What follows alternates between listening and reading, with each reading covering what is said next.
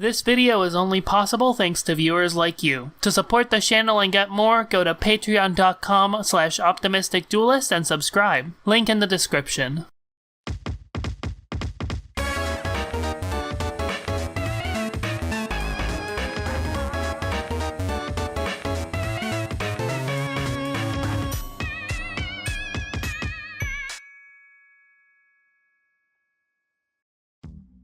Hey everyone.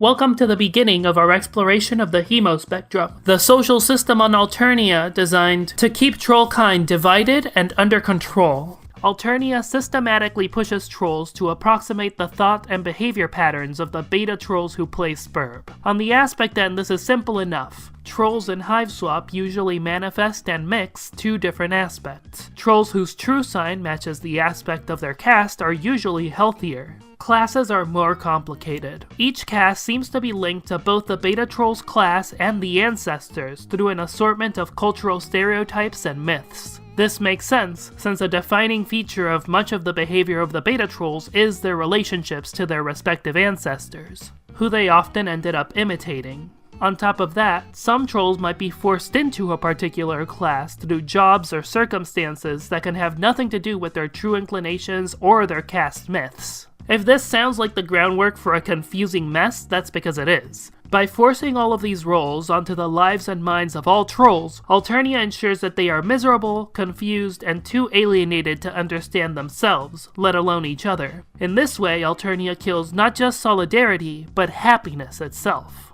The lowest of the blood castes, despite or even because of a propensity for psychic powers, Rustbloods are subject to extremely harsh labor in a variety of service roles, random culling for basically any reason, and the shortest lifespans in the species, about 50 to 60 human years. This combination inclines them to think very much about their limited time.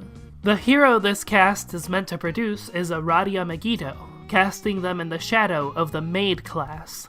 By nature, the Maid is one who heals, improves, and creates for her own benefit. However, her core conflict tends to involve a period of servitude to her aspect as it presents itself in the people and forces around her. Until she breaks free of that slavery, the Maid manifests her shadow in the Workaholic, a figure perpetually laboring away on the next task or project.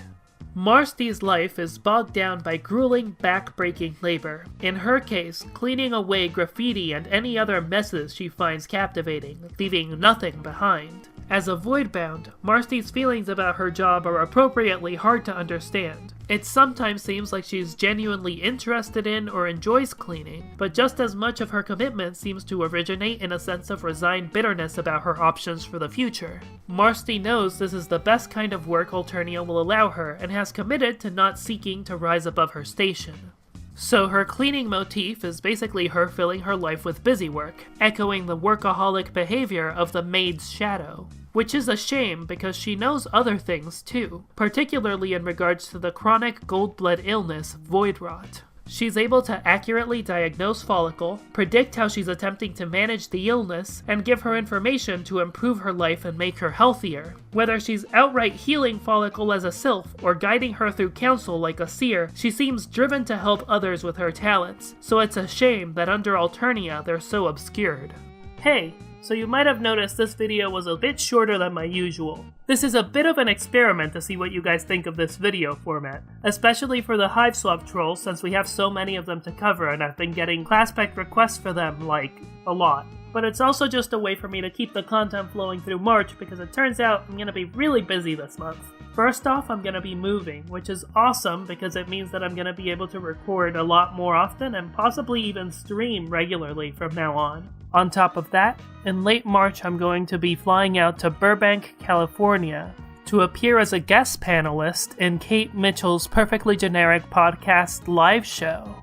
Needless to say, I'm super excited and honored to get to be a part of this. And if you're gonna be near the Guildhall Bar in Burbank on Sunday, March 24th, you can be too. The show is all ages, although minors will be checked for IDs and wristbanded, obviously. So if you get the chance, feel free to come by and say hi. One last note. While these life changes obviously increase my ability to make content for the channel effectively, They do also present a financial challenge to my ability to keep the channel running long term. I'm not going anywhere soon, but just to try and counteract that, I'm in the process of updating the Patreon page to provide more bonuses you guys might be interested in. The first of which is already up. If you happen to be able to sign up for the $50 God tier, as a special thank you for helping the channel really take flight, you'll receive a one-time set of fully original, gorgeously illustrated, limited edition 2019 Optimistic Duelist pins. This is just the first of a bunch of other Patreon perks I'm planning, which I'll give you more updates on soon. So keep an eye out for that. Until next time, keep rising. Huge thanks go out to my patrons for making this video possible. If you want to help support the channel and come join us at our awesome and growing Discord community, feel free to join us for as little as $1 a month. You can also find me on the r/Hiveswap Reddit and Discord. That's all for now, so thank you again, and as always, keep rising.